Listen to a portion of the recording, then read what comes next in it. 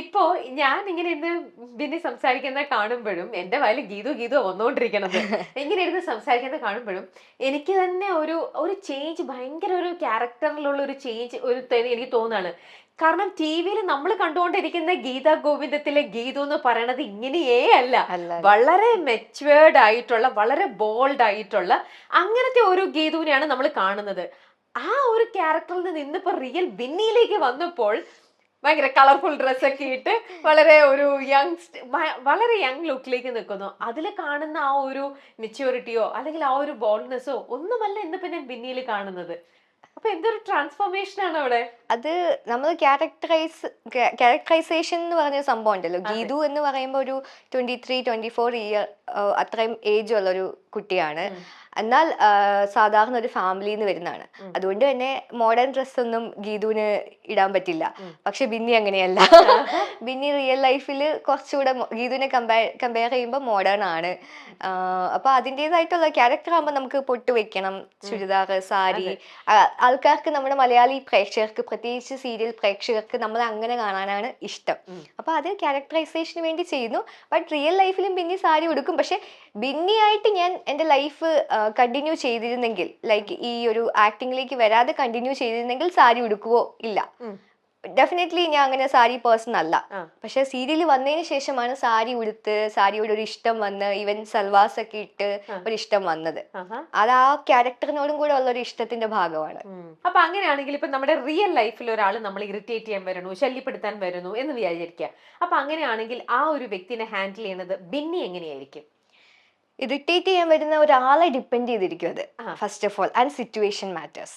First of all അത് എങ്ങനെയാന്ന് വെച്ച് കഴിഞ്ഞാൽ, ഇപ്പൊ പബ്ലിക്കിലാണോ അല്ലാത്തൊരു സിറ്റുവേഷനാണോ, അത് ഏത് കൈൻഡ് ഓഫ് ഇറിറ്റേഷൻ ആണ്, അത് ഏത് ജെൻഡർ എങ്ങനെയാണ്, അത് എത്രമാത്രം എനിക്ക് ഇറിറ്റേറ്റ് ആയി എന്നൊക്കെ ഉള്ളത് ഡിപ്പെൻഡ് ചെയ്തിരിക്കും. കൈൻഡ് ഓഫ് ലൈക്ക് എന്നെ ഇൻസൾട്ട് ചെയ്യുന്ന പോലെ, പേഴ്സണൽ ഇൻസൾട്ടോ ഒക്കെ ആണെന്നുണ്ടെങ്കിൽ ഞാൻ നല്ല രീതിയിൽ ഷൗട്ട് ചെയ്യും, അല്ലെങ്കിൽ ആ രീതിയിൽ റെസ്പോണ്ട് ചെയ്യാൻ ശ്രമിക്കും. റെസ്പോണ്ട് ചെയ്തിട്ടും കാര്യമില്ലാത്ത ചില ആൾക്കാരുണ്ട്, ചുമ്മാ വന്ന് ഇറിറ്റേറ്റ് ചെയ്യുന്നത്. അത് ഞാൻ ഐ ഡോണ്ട് കെയർ. അങ്ങനത്തെ ആൾക്കാരെ അധികം കെയർ ചെയ്യില്ല. കാരണം അവരുടെ അടുത്ത് പറഞ്ഞിട്ട് കാര്യമില്ല. അപ്പം ഐ വിൽ കീപ് ക്വയറ്റ്. അല്ലാതെ പറഞ്ഞാൽ മനസ്സിലാക്കാൻ പറ്റുന്ന ഒരു പേഴ്സൺ ആണ് ഓപ്പോസിറ്റ് എന്നുണ്ടെന്നുണ്ടെങ്കിൽ ഞാൻ പറഞ്ഞ് മനസ്സിലാക്കാൻ ശ്രമിക്കും. അത് പല രീതിയിലായിരിക്കും, ആ സിറ്റുവേഷൻ ഡിപ്പെൻഡഡ് ആയിരിക്കും. പേഷ്യൻസ് ലെവൽ എങ്ങനെയാ? പേഷ്യൻസ് ലെവൽ അത്യാവശ്യം പേഷ്യൻസ് ലെവൽ ഉണ്ട്.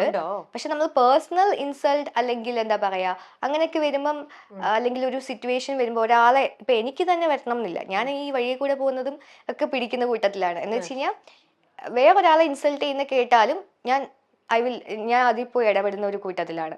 എന്നെ മാത്രം ഇൻസൾട്ട് ചെയ്താലും ഞാൻ മിണ്ടു എന്ന് പറഞ്ഞിരിക്കില്ല. വേറൊരാൾ, ഇപ്പം നമുക്ക് വേണ്ടപ്പെട്ട ഒരാളാണെങ്കിൽ അവർക്ക് വേണ്ടി അവർ പറഞ്ഞില്ലെങ്കിൽ, ഇൻകേസ് അവർ പറഞ്ഞാൽ ഓക്കെ, പറഞ്ഞിട്ടില്ലെന്നുണ്ടെങ്കിൽ ഞാൻ പോയി ഇടപെടുന്ന കൂട്ടത്തിലാണ്. അങ്ങനെ. ഓക്കെ. ഇപ്പൊ നമ്മുടെ റിയൽ ലൈഫിൽ തന്നെ ഫ്രണ്ട് സർക്കിൾ ആയിക്കോട്ടെ, അല്ലെങ്കിൽ നമ്മുടെ ഫാമിലി കസിൻസിന്റെ ഗ്രൂപ്പിലായിക്കോട്ടെ, നമുക്ക് ഇഷ്ടപ്പെടാത്ത നമുക്ക് എപ്പോഴും ഡിഫറൻസ് ഓഫ് ഒപ്പീനിയൻ ഉണ്ടാവാം അല്ലേ? അപ്പൊ അങ്ങനത്തെ ഒരു ഡിഫറൻസ് ഓഫ് ഒപ്പീനിയൻ ഫ്രണ്ട്സിന്റെ ഇടയിൽ തന്നെ വരുവാണെങ്കിൽ ബിന്നി അപ്പൊ തന്നെ റിയാക്ട് ചെയ്യുന്ന ഒരു ക്യാരക്ടറാണോ, അതോ ആ പേഷ്യൻസ് ലെവൽ കുറച്ച് ഒന്ന് വെയിറ്റ് ചെയ്ത് ഒന്ന് ടോളറേറ്റ് ചെയ്യുന്ന ഒരു ടൈപ്പാണോ, അതോ അപ്പൊ തന്നെ റിയാക്ട് ചെയ്യോ? ആ ഒരു കൺഫ്യൂഷൻ മീൻസ് നമ്മുടെ ഫ്രണ്ട്സിന്റെ ഇടയിൽ വന്ന കൺഫ്യൂഷൻ എന്താണ് എന്നുള്ളത് ആ ആൾക്ക് പറഞ്ഞു കൊടുക്കാൻ ശ്രമിക്കും, എന്റെ പോയിന്റ് ഓഫ് വ്യൂ. കാരണം എനിക്ക് എന്റെ പോയിന്റ് ഓഫ് വ്യൂ അറിയത്തുള്ളൂ, അവർക്ക് ഒരു പോയിന്റ് ഓഫ് വ്യൂ കാണും. അപ്പൊ അത് നമ്മൾ ഡിസ്കസ് ചെയ്യുമ്പം ക്ലാരിഫൈ ചെയ്യാൻ പറ്റുന്നതാണെങ്കിൽ ഡിസ്കസ് ചെയ്യും. അത് ഞാൻ ഉപദേശിച്ച് നന്നാക്കുക എന്നുള്ളതല്ല. നമ്മൾ ഫ്രണ്ട്സ് ആയിരിക്കുമ്പോൾ അതാ വേണ്ടത്, നമ്മൾ ഡിസ്കസ് ചെയ്യാൻ വേണ്ടത്. ഡിസ്കസ് ചെയ്ത് അവരുടെ കംഫർട്ട് സോണിൽ വെച്ചിട്ട് അത് സോൾവ് ആക്കാൻ പറ്റുമെങ്കിൽ അങ്ങനെ ചെയ്യും. എന്നിട്ടും മനസ്സിലാവാത്ത ആൾക്കാരാണെങ്കിൽ ഐ ജസ്റ്റ് ലീവ്. അല്ലെങ്കിൽ ആ പേഴ്സൺ എനിക്ക് അത്ര അടുത്ത ആളായിരിക്കണം. ഞാൻ പിന്നെയും പുറകെ പോയി എൻ്റെ പേഷ്യൻസ് ലെവൽ വെച്ചിട്ട് ഞാൻ ആളെ പറഞ്ഞ് മനസ്സിലാക്കണമെങ്കിൽ അതെൻ്റെ അത്രയും ക്ലോസ് സർക്കിളിൽ വരുന്ന ഒരാളായിരിക്കണം, ഞാൻ അത്ര എഫേർട്ട് ഇടണമെങ്കിൽ. അതല്ലാന്നുണ്ടെങ്കിൽ ഞാൻ പറഞ്ഞ്, ഈവൻ കോമൺ ആയിട്ടുള്ള ആൾക്കാരെ ഞാൻ പറഞ്ഞ് മനസ്സിലാക്കാൻ നോക്കും. അതില്ലെന്നുണ്ടെങ്കിൽ വിട്ടേക്കും. അത്രേ ഉള്ളൂ.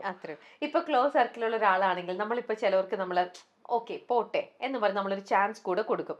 ഇനി ചിലപ്പോൾ നമ്മളുമായിട്ട് അത്ര ക്ലോസ്ലി അസോസിയേറ്റ് ചെയ്ത് നിൽക്കുന്ന ആൾക്കാണെങ്കിലും നമുക്കൊരു ഇഷ്ടമുള്ള ഒരു ലെവലിലുള്ള ആളാണെങ്കിലും, തീരെ സ്ട്രേഞ്ചേഴ്സ് ആണെങ്കിൽ മാത്രമേ ഉള്ളൂ നമ്മൾ സെക്കൻഡ് ചാൻസ് കൊടുക്കാതെ പോവുള്ളൂ. ബാക്കി ആരാണെങ്കിലും നമ്മൾ ഒരു സെക്കൻഡ് ചാൻസ് കൊടുക്കും. നമുക്ക് കൂടുതൽ അടുപ്പമുണ്ടെങ്കിൽ നമ്മൾ വീണ്ടും ചാൻസസ് കൊടുക്കും. അങ്ങനെയാണല്ലോ നമ്മൾ എല്ലാവരും ചെയ്യണത്. ബിന്നിയുടെ കേസിലാണെങ്കിലും ഇങ്ങനെ പൊതുവെ ചില ആൾക്കാരുണ്ട്, എത്ര ഇങ്ങനെയാന്ന് പറഞ്ഞാലും അവർക്ക് മൾട്ടിപ്പിൾ ചാൻസസ് കൊടുത്തോണ്ടേയിരിക്കും. ചില ആൾക്കാര് ചാൻസസ് കൊടുക്കില്ല. ഇല്ല. ഒന്ന് തെറ്റിച്ചാൽ അതോടെ തീർന്നു. പിന്നെ ഇതിൽ ഏത് ഞാൻ കാറ്റഗറി ഇതിന്റെ രണ്ടിന്റെയും ബിറ്റ്വീൻ ആണ്. എന്ന് വെച്ചാല് ഇപ്പം ആൾക്കാരെ മനസ്സിലാക്കാൻ നമുക്ക് ഒത്തിരി സമയം എടുക്കും. എത്ര മനസ്സിലാക്കിയാലും ശരിക്കും പിടിയിട്ടില്ല. അപ്പൊ അതുകൊണ്ട് ആൾക്കാരാകുമ്പോ ഇപ്പൊ ഇവൻ എനിക്കും നെഗറ്റീവ്സ് ഉണ്ട്, എനിക്കും മിസ്റ്റേക്സ് വരും. ആ ഓപ്പോസിറ്റ് നിൽക്കുന്ന ആരായാലും അവർക്ക് മിസ്റ്റേക്ക് വരും. അപ്പൊ അവരൊരു ചാൻസ് കൊടുത്തു, അവർക്ക് മനസ്സിലായില്ല. സെയിം ടോപ്പിക് ആയിരിക്കാം, സെയിം മാറ്റർ ആയിരിക്കാം. പിന്നെ ഒരു ചാൻസ് കൊടുത്തു, പിന്നെയും മനസ്സിലാവണമെന്നില്ല. പിന്നെ ആ ഒരു പേഷ്യൻസ് ലെവൽ ഉണ്ടല്ലോ, അത് കുറച്ച് ടോളറേറ്റ് ചെയ്യുന്ന ഒരു കൂട്ടത്തിലാണ് ഞാൻ. എന്നിട്ടും ചിലപ്പം നമ്മുടെ ഒരു നീഡ്, നമ്മളെ ആവശ്യമുള്ളത് കൊണ്ട് പിന്നെയും വന്ന് സംസാരിക്കുകയും എടുക്കുകയും ഒക്കെ ചെയ്യുന്ന ആൾക്കാരുണ്ട്. അപ്പോഴും ഞാൻ ഓക്കെ, നമ്മളെ കൊണ്ട് ചെയ്യാൻ പറ്റുന്ന കാര്യമാണെങ്കിൽ ചെയ്യും, ആ ഒരു ടോപ്പിക്കൊക്കെ വിട്ടിട്ട്. പിന്നെയും മനസ്സിലാവാത്ത കാര്യമാണെന്നുണ്ടെങ്കിൽ ഞാൻ അത് അവിടെ അങ്ങ് സ്റ്റോപ്പ് ചെയ്യും ഫോർ എവർ. ആ ഒരു മാറ്റർ പിന്നെ കൊണ്ടുവരില്ല. പക്ഷെ ഇതേ പേഴ്സൺ തന്നെ വേറൊരു മാറ്ററുമായിട്ട് വരുവാണ്, വീണ്ടും ഞാൻ പിന്നെ ഒരു ചാൻസ് കൊടുത്തിരിക്കും. സെയിം മാറ്റർ ആണെങ്കിൽ കൊടുക്കില്ല. കാരണം അത് അവർക്ക് വർക്കൗട്ട് ആവില്ല. ചില കാര്യങ്ങള് ചിലര് ഇപ്പം എന്താ പറയാ, ഫാമിലി സർക്കിളിന്റെ കാര്യം അവരെത്ര പറഞ്ഞ് മനസ്സിലാക്കിയാലും അവര് കുഞ്ഞിലെ മുതൽ ബിലീവ് ചെയ്ത് വെച്ചിരിക്കുന്ന കുറെ കാര്യങ്ങൾ ഒരിക്കലും ആർക്കും മാറ്റാൻ പറ്റില്ല അവര്. പക്ഷെ അല്ലാണ്ട് എക്സ്പീരിയൻസ് ഇപ്പൊ ഉണ്ടായ ഒരു സർക്കിളിൽ ഒരു കാര്യമാണെന്നുണ്ടെങ്കിൽ നമുക്ക് പിന്നെയും പറഞ്ഞ് മനസ്സിലാക്കാം.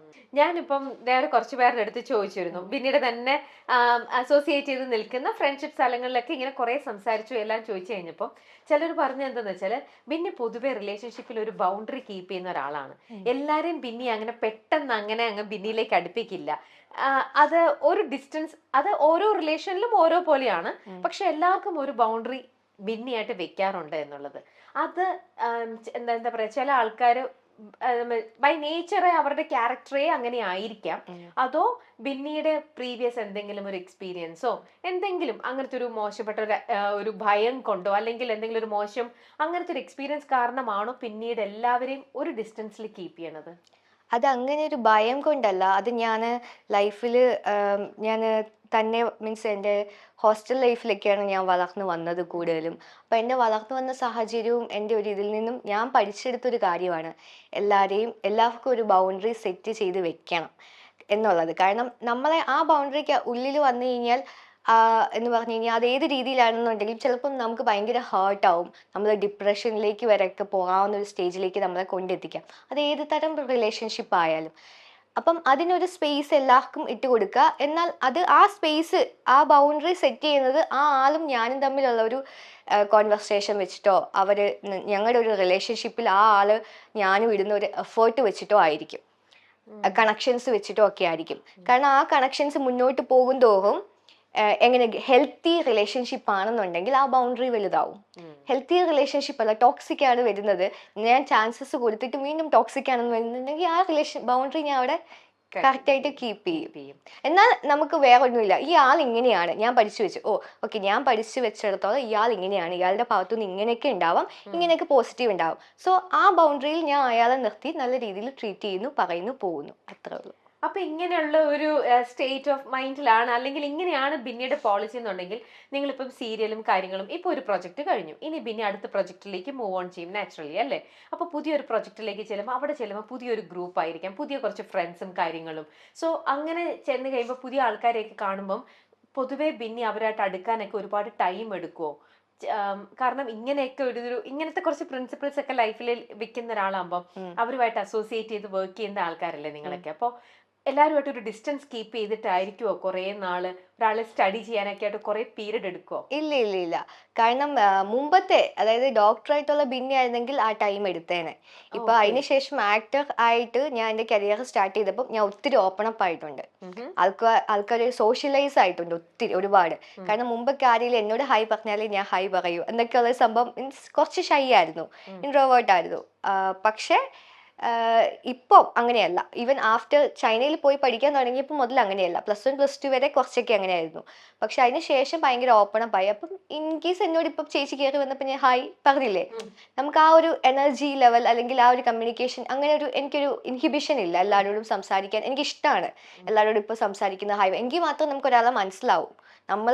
അവർ പറയുന്ന മാത്രം കേട്ടാൽ നമുക്ക് മനസ്സിലാവില്ല. നമ്മൾ കുറെ അങ്ങോട്ട് എഫേർട്ട് ഇട്ട് സംസാരിച്ച്, പ്രത്യേകിച്ച് ഇതിന്റെ ഉള്ളിൽ പോകുമ്പോൾ ആൾക്കാരെ നമുക്ക് മനസ്സിലാക്കുന്ന നമ്മൾ കമ്മ്യൂണിക്കേഷൻ വെച്ചിട്ട് മാത്രം നമുക്ക് പറ്റൂ.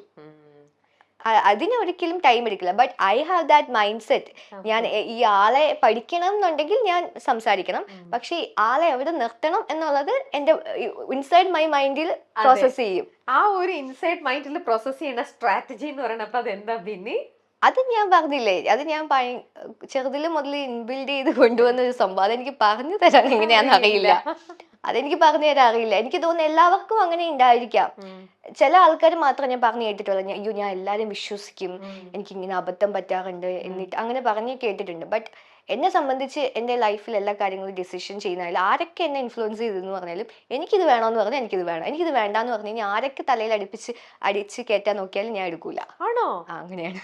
നൂബിന് പോലും പറഞ്ഞ് കൺവിൻസ് ചെയ്യാൻ പറ്റൂല. നൂബിൻ ചില കാര്യങ്ങൾ ചെയ്തിട്ടുണ്ട്. അത് ഇൻ ദ സെൻസ് എന്നെ അടിച്ചേൽപ്പിക്കാൻ നോക്കിയാൽ പറ്റില്ല. റിക്വസ്റ്റ് ചെയ്താൽ പിന്നെയും പറ്റുമെന്ന് തോന്നുന്നു. റിക്വസ്റ്റ് ചെയ്ത ഇൻ ദ സെൻസ് സ്നേഹത്തോടെ പറഞ്ഞു കഴിഞ്ഞാൽ ഇത് നല്ലതായിരിക്കും, അല്ലാതെ അയ്യോ നീ ചെയ്യണേ അങ്ങനെയല്ല, ഇത് നീ ചെയ്താൽ നല്ലതായിരിക്കും, നീ ഒന്ന് ആലോചിച്ച് നോക്ക് എന്ന് പറയുമ്പോൾ ചിലപ്പം ഓക്കെ. കാരണം നമ്മൾ എപ്പോഴും എടുക്കുന്ന തീരുമാനം ശരിയാവണം എന്നില്ല.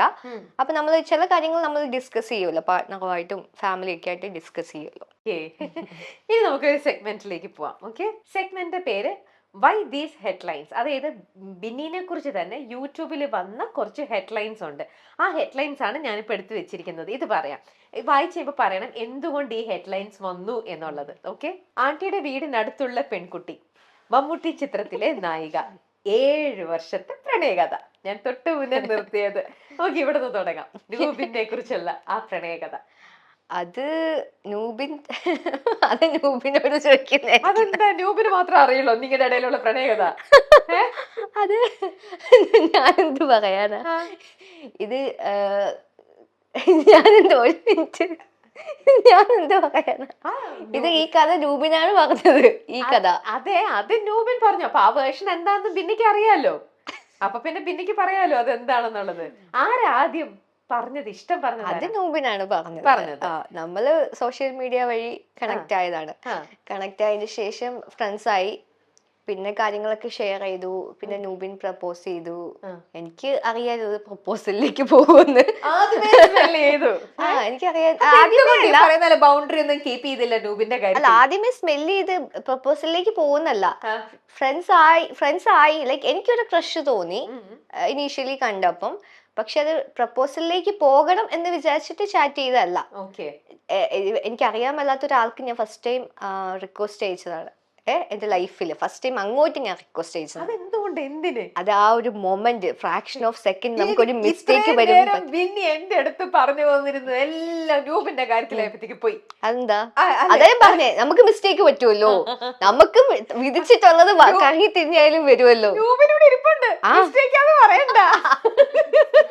അതിടയ്ക്കിടയ്ക്ക് ഞങ്ങൾ അങ്ങോട്ടും ഇങ്ങോട്ടും പറയണം, പറ്റാറുണ്ട്.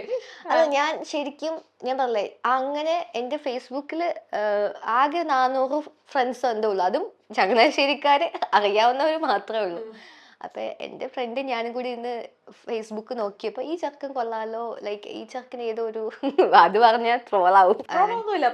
അല്ല, അപ്പൊ ഞാനും എന്റെ ഫ്രണ്ടും കൂടി ഇരുന്ന് ഇങ്ങനെ ഫേസ്ബുക്ക് നോക്കിയപ്പോ കണ്ടതാണ്. അപ്പൊ അങ്ങനെ കണ്ടപ്പം കൊള്ളാലോ എന്ന് ഇങ്ങനെ പറഞ്ഞിട്ട് ഓക്കെ ജസ്റ്റ് ഒന്ന്, എന്ന് വെച്ച് കഴിഞ്ഞാൽ എന്റെ ആ ഫ്രണ്ട് സർക്കിൾ ഒന്ന് വൈഡർ ആക്കണം എന്ന് തോന്നിയ ഒരു അബദ്ധം റിക്വസ്റ്റ് അയച്ചു. അപ്പൊ എനിക്ക് പേടിയുണ്ട് കേട്ടോ, കാരണം ഫസ്റ്റ് ടൈം ആണ് അങ്ങനെ ഒരാൾക്ക് റിക്വസ്റ്റ് അയക്കുന്നത്. എന്റെ വിചാരത്തിൽ അത് വളരെ റോങ് ആണ്. നമ്മൾ ആർക്കും അങ്ങോട്ട് അയച്ചുകൂടാ, അത് വളരെ റോങ് ആണ് എന്നാണ് എന്റെ വിചാരം. പെൺപിള്ളേരാരും അങ്ങോട്ട് റിക്വസ്റ്റ് അയക്കാൻ പാടില്ല. അന്നത്തെ ടൈമിൽ അതൊരു പൊട്ട ബുദ്ധിയായിരുന്നു. 7 വർഷം മുമ്പേ. 7 വർഷമല്ല, ഐ തിങ്ക് അതിന് മുമ്പ് പരിചയപ്പെട്ട. അപ്പം എന്റെ മനസ്സിൽ അങ്ങനെയാണ്, പെൺകുട്ടികൾ അങ്ങോട്ട് അയച്ചു കഴിഞ്ഞാൽ അവർക്ക് ക്രഷ് ഉണ്ടെന്ന് വിചാരിക്കും എന്നുള്ള രീതിയിലാണ് മൈൻഡിലുള്ളത്. അപ്പൊ ഞാൻ അങ്ങോട്ട് അയച്ചു. പിന്നെ മെസ്സേജ് ആയി, ഫ്രണ്ട്സ് അവിടെ ആ സമയത്ത് ആര് മെസ്സേജ് അയച്ചാലും റിപ്ലൈ ചെയ്യുന്നു.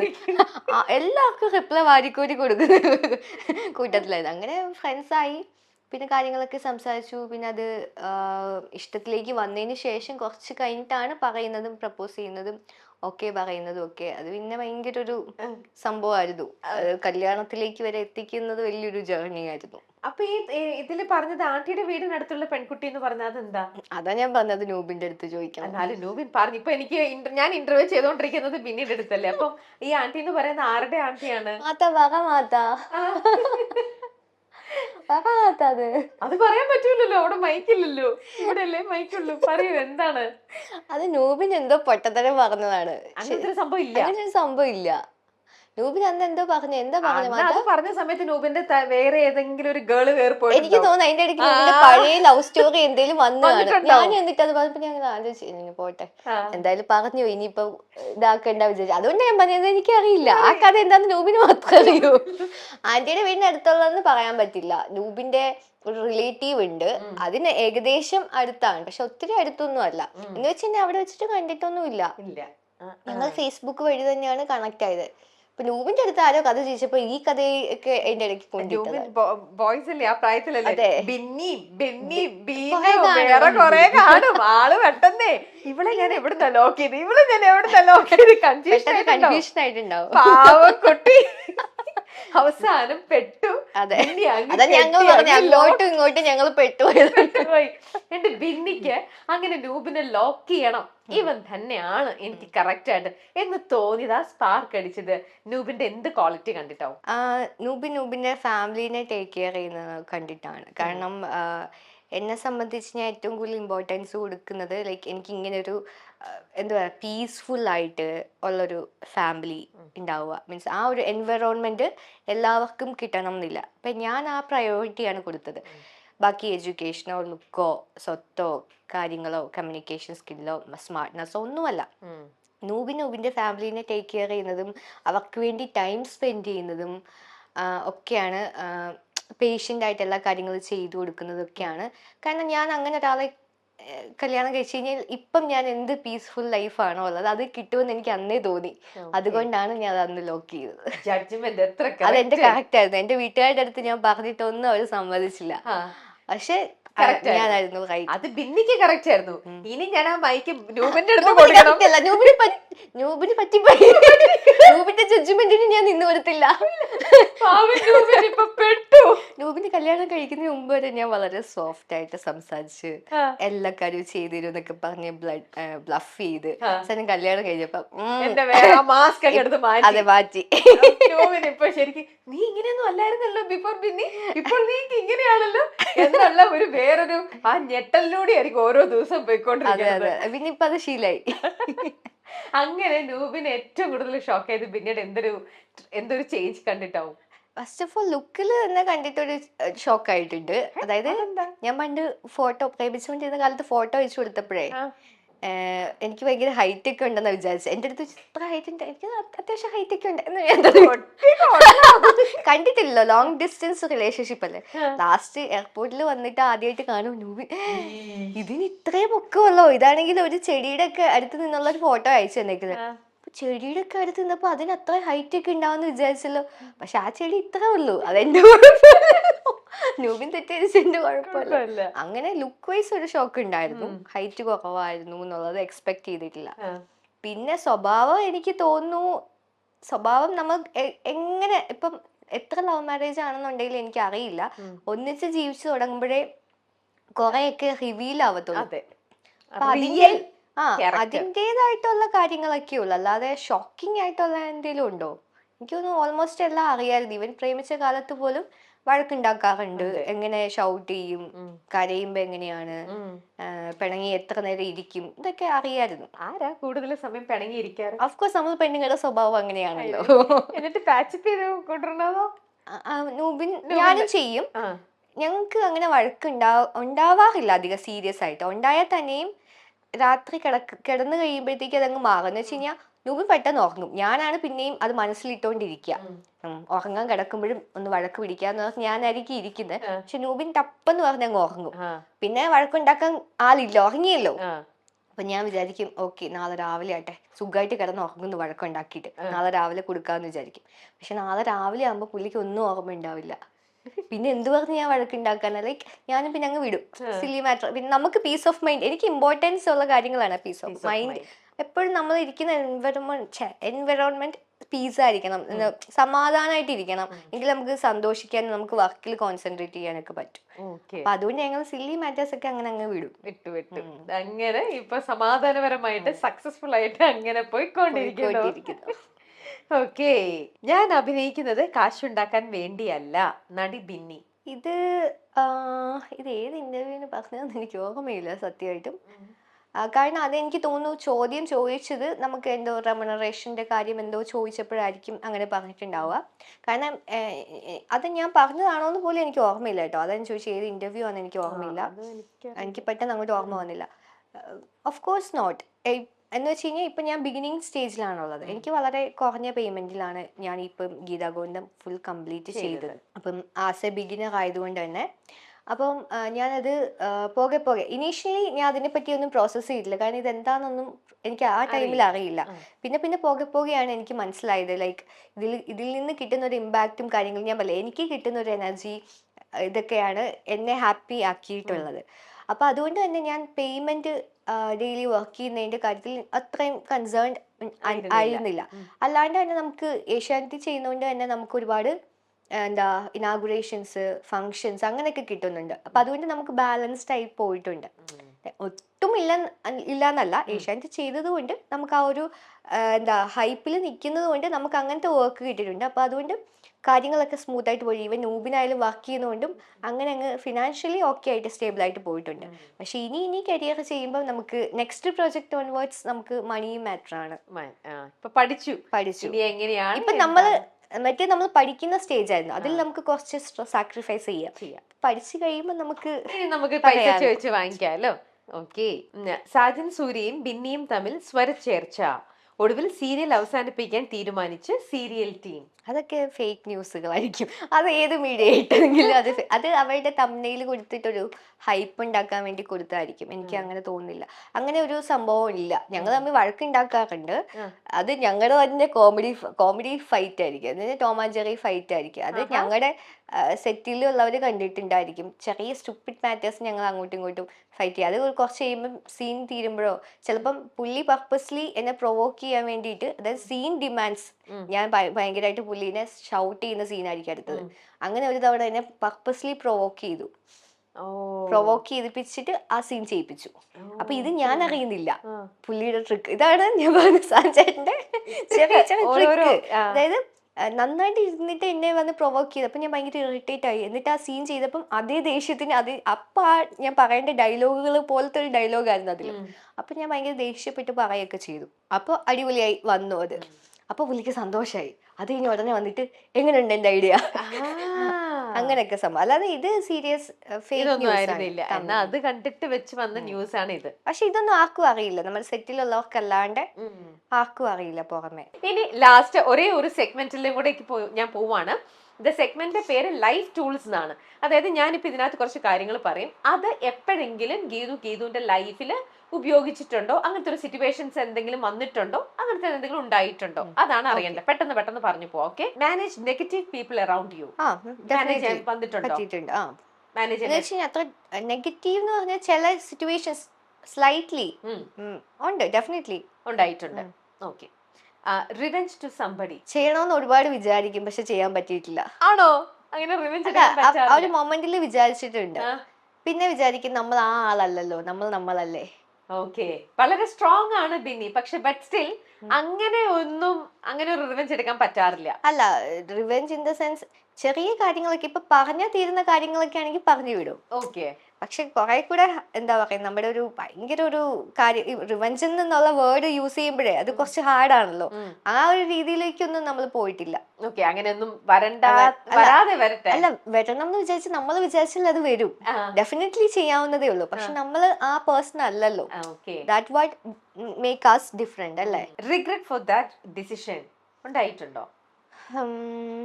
റിഗ്രറ്റ് ഫോർ ദാറ്റ് ഡിസിഷൻ ഇല്ല.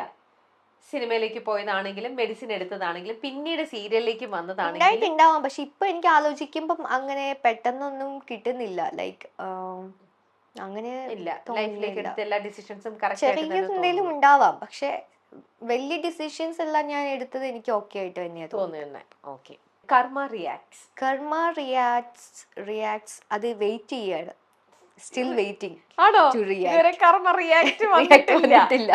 ചെയ്തു പോയതിന്റെ എന്തെങ്കിലും വരും എന്ന് വിചാരിക്കുന്നു. വരാം. നല്ലതെന്നോ ചീത്തയെന്നോ? എനിക്ക് രണ്ടും അറിയില്ല. ലൈക്ക് എനിക്കിങ്ങനെ നല്ലതെന്ന് ഉദ്ദേശിക്കുന്നത് ചില കാര്യമല്ലേ, ഞാൻ എടുത്ത ഡിസിഷനിൽ നിന്നുള്ള നല്ലത് എനിക്ക് വന്നിട്ടുണ്ട്. അല്ലാണ്ട് ഞാൻ ചെയ്ത നന്മകളിൽ നിന്നുള്ള നന്മയാണ് അതെന്നുള്ളത് എനിക്ക് അറിയില്ല. എനിക്കൊരു റിയലൈസേഷൻ വന്നില്ല. റാൻഡം പീപ്പിൾസ് ഹെൽപ്പ് ചെയ്തിട്ടുണ്ട് പ്രതീക്ഷിക്കാത്ത സിറ്റുവേഷൻസിൽ. ചിലപ്പോൾ അത് ഞാൻ വിചാരിക്കുന്ന എൻ്റെ നന്മ കൊണ്ടിട്ടല്ല, എൻ്റെ മമ്മി ചെയ്ത നന്മ കൊണ്ടിട്ടായിരിക്കും എനിക്ക് വരിക, അവർ പ്രാർത്ഥിക്കുന്നതുകൊണ്ടായിരിക്കും. ശരിക്കും ഞാനായിട്ട് ചെയ്തതിന്റെ നന്മ എനിക്ക് വരുന്നതായിട്ട് ഞാൻ റിയലൈസ് ചെയ്തിട്ടില്ല. നമുക്ക് വെയിറ്റ് ചെയ്യാം. അതെ, അല്ല അങ്ങനെ വന്നാലും ഞാൻ വിചാരിക്കാം എൻ്റെ മമ്മി എനിക്ക് പ്രാർത്ഥിക്കുന്നതുകൊണ്ടായിരിക്കും. അതാണ് എൻ്റെ മൈൻഡിൽ ഫസ്റ്റ് വരിക. ഓ okay. They will come to you when you get stardom. അങ്ങനെ തോന്നിയിട്ടുണ്ടോ? അങ്ങനത്തെ ഒരു കുറെ ആൾക്കാരുണ്ട്. ഞാൻ പറയേ that was fake people and genuine എന്നുള്ളത് അതെല്ലായിടത്തും എക്സിസ്റ്റിംഗ് ആണ്. അപ്പൊ അങ്ങനെ എക്സ്പീരിയൻസ് ചെയ്തിട്ടുമുണ്ട്. ഡെഫിനറ്റ്ലി സ്റ്റാർഡം വരുമ്പോൾ ഓടി വരുന്ന ആൾക്കാരുണ്ട്, സ്നേഹം പിടിച്ചു വരും അല്ലേ? Okay. Toxic people will destroy your piece. Definitely. പക്ഷെ ഞാൻ ആരെയും അങ്ങോട്ട് അടുപ്പിക്കൂല. പിന്നല്ല, ബൗണ്ടറി വരെ വരച്ച് ലക്ഷ്മണരേഖ വരച്ച് ഇവിടെ ഇരിക്കുന്ന പോലെ നിൽക്കും. അല്ലാണ്ട് വന്നാലേ ഉള്ളൂ. പക്ഷെ അങ്ങനെ അല്ലാത്ത നമുക്ക് റിലേഷൻഷിപ്പ് ആണെങ്കിൽ കട്ട് ചെയ്ത് അങ്ങ് വിടും. പിന്നെ പെട്ടെന്ന് അങ്ങനത്തെ എന്തെങ്കിലും സെൻസ് ചെയ്താൽ ആ സെക്കൻഡിൽ ബിറ്റ്നി അവിടെ നമ്മുടെ റിബൺ കട്ട് ചെയ്യുന്നല്ല ടിക് അതങ്ങ് കട്ട് ചെയ്ത് കളഞ്ഞേക്കും. നമുക്ക് അങ്ങനത്തെ ആൾക്കാരെ വേണ്ടല്ലോ ലൈഫിൽ ഫുള്ള്. അങ്ങനെയുള്ള ആൾക്കാരെ ആവശ്യമില്ല. Okay. Strong stand because of your self respect. Definitely ആണ്. സെൽഫ് റെസ്പെക്ട് കാരണം ഇങ്ങനത്തെ വളരെ ചില ഡിസിഷൻസിലൊക്കെ സ്ട്രോങ് ആയിട്ട് നിൽക്കേണ്ടി വന്നിട്ടുണ്ട്. അതാണല്ലോ എനിക്കൊന്നും ഞാൻ മാത്രമായിരിക്കില്ല, ഇതെല്ലാവർക്കും ഒരേപോലെ ആയിരിക്കും. കഴിഞ്ഞു. ആ സെഗ്മെന്റും കഴിഞ്ഞു.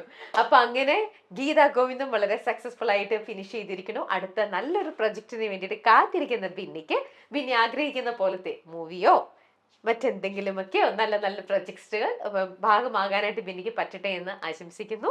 നമുക്ക് വീണ്ടും കാണാം. Thank you.